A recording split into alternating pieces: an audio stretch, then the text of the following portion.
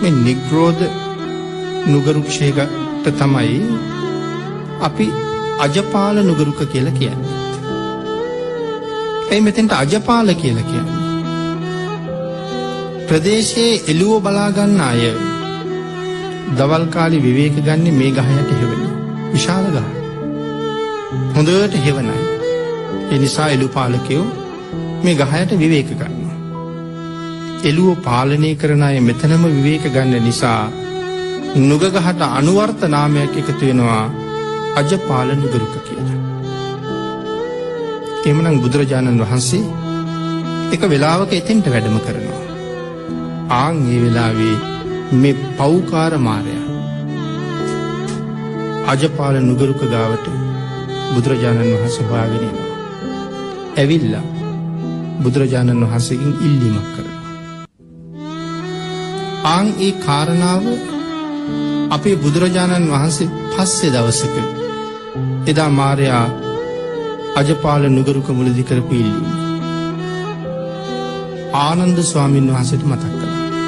ආනන්ද එදා අජපාල නුගරුක ගාවදී මේ ප්‍රථම සම්බෝධියේදී මාරයා මගෙන් මෙහෙම ඉල්ලීමක් කළා කියලා. ආන්ගේ කාරණාව මහා පරිනිර්වාණ සූත්‍රයේ සඳහන් කරලා තියෙනවා. ආනන්ද එක දවසක එක සමයක මම මේ උරුවෙල් දනව්වේ සම්බෝධියෙන් මේ ප්‍රථම සමයේදී නේරංජනා නදී තීරේ උරුවෙල් දනව්වේ නිග්‍රෝධ මූලයේ වැඩ ඉන්න වෙලාවේ මම ඒ නුගරුක මුල වැඩ ඉන්න වෙලාවේ පෞකාර මාරයා මම ළඟට ආවා. ඇවිල්ලා එකත් පසෙක නතර වුණා. ආනන්ද එකත් පසෙක සිටගත්ත මාරයා මට මෙන්න මෙහෙම යෝජනාවක් කළා. මට ආරාධනා කරනවා ස්වාමීනි ඔබ වහන්සේ බලාපොරොත්තු වුණේ ලෞතර බුදු බව. දැන් ඔබ වහන්සේක මුදුන්පත් කරගත්තා. දැන් ඉතින් පිරිනොම් අවශ්‍ය වුණේ බුදු වෙන්නේ. දැන් බුදු වුණා. දැන් පිරිනොම් පාන්න කියලා ආරාධනාවක් කළා. ඒ වෙලාවේ භාග්‍යතුන් වහන්සේ සඳහන් කරනවා මාරයාට මෙහෙම ආනන්ද ඒ වෙලාවේ ඒ පෞකාර මාරයාට මම මෙහෙම කිව්වා. ඔය දැන් තියෙන භාග්‍යතුන් වහන්සේ මාරයාට මොකද්ද කීවේ කියන කතාව. ආන් එතන තමයි අති සුවිශේෂී වූ කාරණාවක් ඉස්මතු කරන්නේ. අපේ බුදුරජාණන් වහන්සේ මාරයට ඒ ප්‍රකාශය කරන්නේ සම්පූර්ණයෙන් අපි මත විශ්වාස තියලා. ආන්ගේ කාරණාව බෞද්ධ අපි සියලු දෙනාම තරයේම මතක තියාගන්න. මේ ප්‍රකාශය කරන්නේ අපි මත සම්පූර්ණ විශ්වාසය තියලා. ඒක තමයි ප්‍රකාශය තමයි පෞකාර මාරය මම පිරිනිවන් පාන්නේ. ඒ තාක් මම පිරිනිවන් පාන්නේ. කොයි තාක් පිරිනිවන් පාන්නේ නැද්ද? මම පිරිනිවන් පාන්නේ නෑ මාරය. මගේ සිව්වනක් පිරිස නැත්නම් මේ ශ්‍රාවක පිරිස හැබෑවටම භාග්‍යතුන් වහන්සේගේ ශ්‍රාවකයෝ බවට පත්වෙන තුරු මම පිරිනිවන් පාන්නේ. ඒ කාරණාව සම්පූර්ණ වුණාට පස්සේ මගේ පිරිනිවීම පිළිබඳව මම තීරණය කරනවා.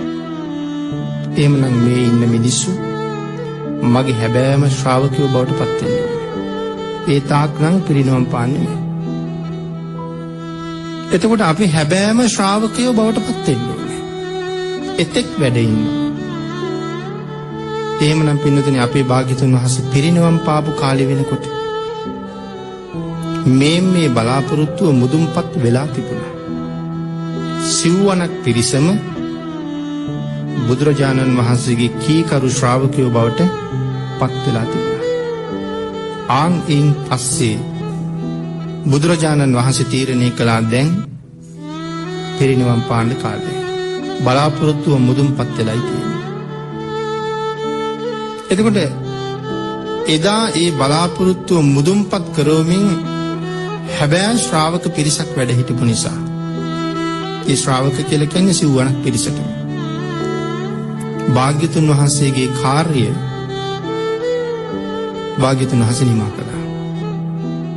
භාග්‍යතුන් වහන්සේගේ කාර්යය නිමා කරන්නේ 45 අවුරුද්දක් බුද්ධ කෘත්‍ය අවසානයේ නෙමෙයි. භාග්‍යතුන් වහන්සේගේ කාර්යය නිමා කරන්නේ බුද්ධත්වයෙන් වසර 8කට පස්සේ.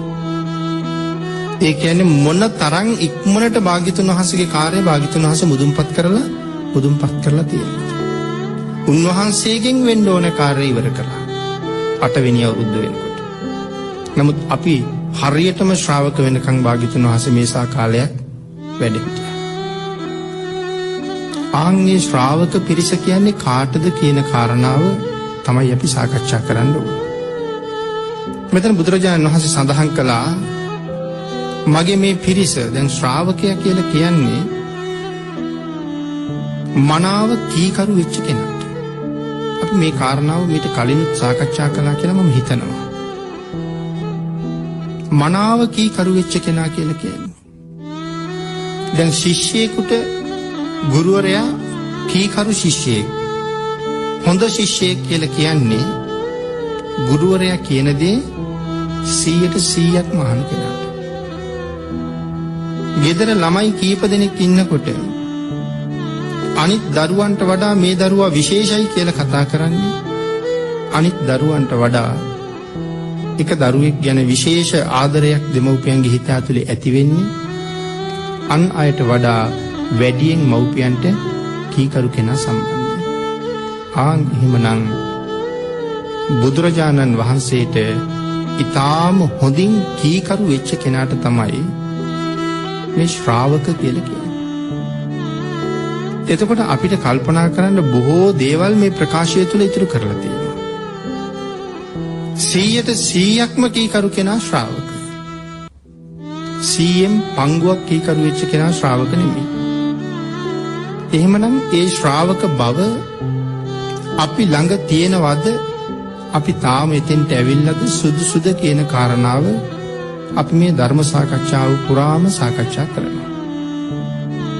අපි බුදුරජාණන් වහන්සේ අපෙන් බලාපොරොත්තු වෙච්ච එක කාරණාවක් තමයි මේ ශ්‍රාවක පිරිස වියත් පිරිසක් බවට පත් වෙන්නේ.